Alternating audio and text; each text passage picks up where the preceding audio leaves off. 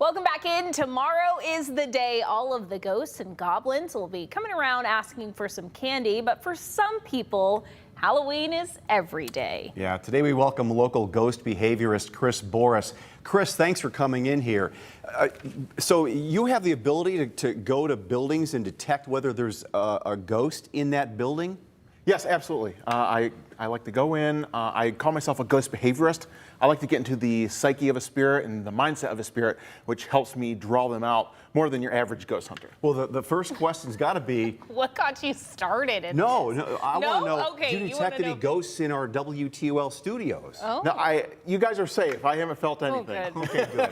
Yikes. We did a haunted house last week. I don't want to be haunted by any spirits. So how'd you okay? start in this kind of a thing? I used to be a big fan of the ghost hunting shows, but it came about around 2008. I felt collectively the field had kind of hit this wall where I felt that ghost communication could be taken so much further, because I was learning things like psychology, ancient text, sociology. So I'm like, why don't I go out in the field with my technique and see what I can get? And the first time I went out, I ended up getting a 90-minute interaction with a spirit. You know, try wrapping your head around that. It just, the things that I was able to pull from the spirits too was just equally fascinating.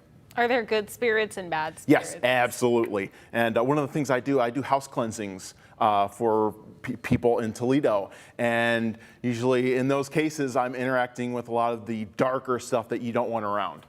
Why are they dark? Like, why would they be a dark one versus a light one?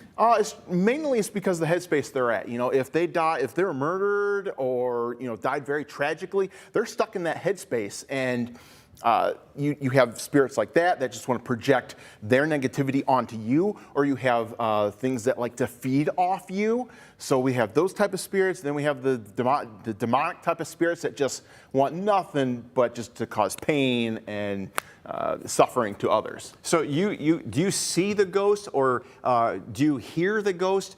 How do you tell what? It depends how much energy they have to interact with the physical world. Usually I have to use a bunch of different devices to pull words from them, but usually I'm good enough now where I can hear a story, figure out, okay, I've come up with different classifications of spirits, so I can go into an area and be like, okay, what are you experiencing? And then from there I can kind of calibrate my approach to interacting with the certain spirit that is there. And I actually have some devices that I use because I love being able to visually show people the interactions that I'm getting. So here's a couple devices. This is something that I've created, a yes/no mnemonic.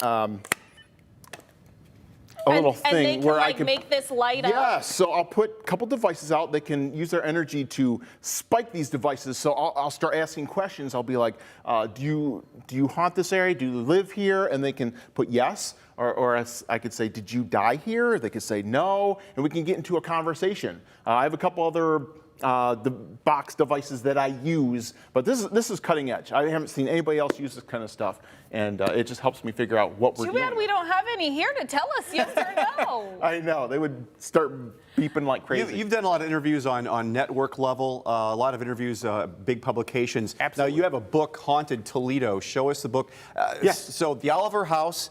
That's one of the most prominent locations in town. Yeah, I've been all over Toledo and gotten the best ghost stories that the residents have to tell. And I came up with 50 locations, some of them that you've probably visited. One that really blew me away was JCPenney's in the Franklin Park Mall. What? I ended up finding an article that a sales manager died in the 1970s on the sales floor. He had a heart attack, died there. And so I went in there, not knowing if the place was haunted or not. I talked with the current manager, and I said, is this place haunted at all? And they're like, it's funny you mentioned that, because upstairs in their bathroom, the employee bathroom, they always have weird activity happening in there, like toilets flushing by themselves. They'll be in one stall, and here's somebody in the other stall, when they know they're the only one in there. So we have a lot of stories like that in this book.